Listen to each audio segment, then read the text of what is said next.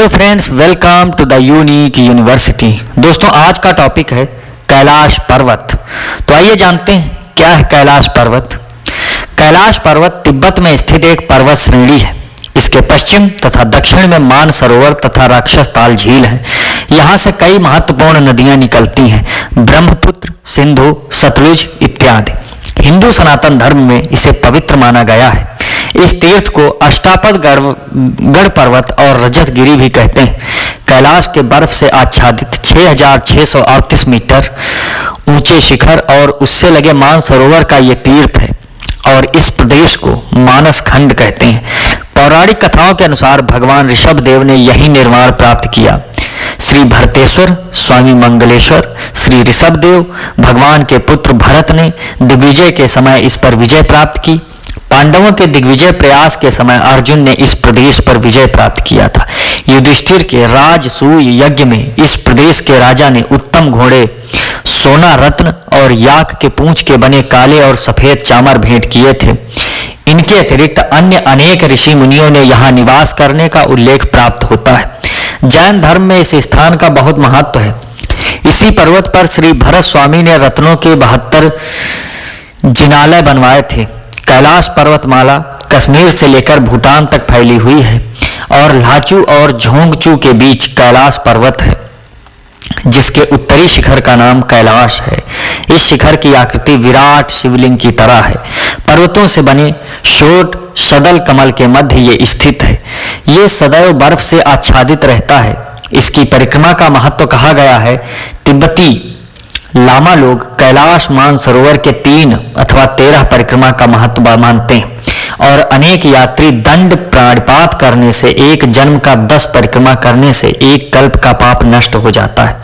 जो 108 परिक्रमा पूरी करते हैं उन्हें जन्म मरण से मुक्ति मिल जाती है।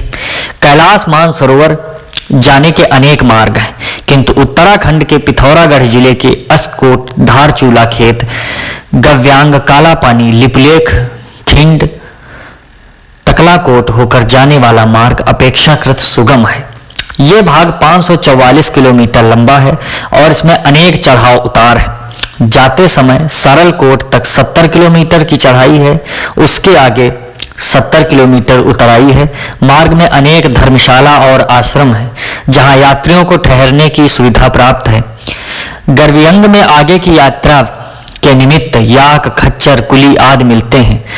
तकलाकोट तिब्बत स्थित पहला ग्राम है, जहां प्रतिवर्ष ज्येष्ठ के से कार्तिक तक बड़ा बाजार लगता है।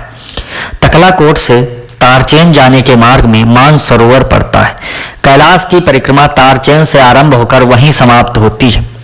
तकलाकोट से 40 किलोमीटर पर मानधाता पर्वत स्थित गुरलला का दर्रा 4938 मीटर की ऊंचाई पर है। इसके मध्य में पहले बाईं ओर मानसरोवर, दाईं ओर राक्षस ताल है। उत्तर की ओर दूर तक कैलाश पर्वत के हिमाच्छिद धवल शिखर का रमणीय दृश्य दिखाई पड़ता है। दर्रा समाप्त होने पर तीर्थपुरी नामक स्थान है, जहां गर्म पानी के झरने हैं। इन झरनों के आसपास चून खड़ी के टीले हैं। प्रवाद है कि यहीं भस्मासुर ने तप किया और यहीं वो भस्म भी हुआ है। इसके आगे डोलमाल और देवी खिंच ऊंचे स्थान हैं। उनकी ऊंचाई 5630 मीटर है। इसके निकट ही गौरी कुंड है। मार्ग में स्थान स्थान पर तिब्बती लामाओं के मठ हैं। यात्रा में सामान्यतः 2 मास लगते हैं और बरसात आरंभ होने से पूर्व ज्येष्ठ मास के अंत तक यात्री अल्मोड़ा लौट आते हैं। इस प्रदेश में एक सुवासित वनस्पति होती है, जिसे कैलाश धूप कहते हैं। लोग उसे प्रसाद स्वरूप लाते हैं। कैलाश पर्वत को भगवान शिव का घर कहा गया है। वहां बर्फ ही बर्फ में भोलेनाथ शंभु अनजान तप में लीन, शालीनता से शांत, निश्चल अघोर धारण किए हुए एकांत तप में लीन है। धर्म व शास्त्रों में उनका वर्णन प्रमाण है। अन्यथा शिव एक आकार है, जो इस संपदा व प्रकृति के हर जीव के आत्मा स्वरूपी ब्रह्म है, क्योंकि हम अभी तक यही ही जानते हैं। शिव का अघोर रूप वैराग व गृहस्थ का संभव संपूर्ण मेल है, जिसे शिव व शक्ति कहते हैं। कैलाश पर्वत भगवान शिव एवं भगवान आदिनाथ के कारण ही संसार के सबसे पावन स्थलों में है।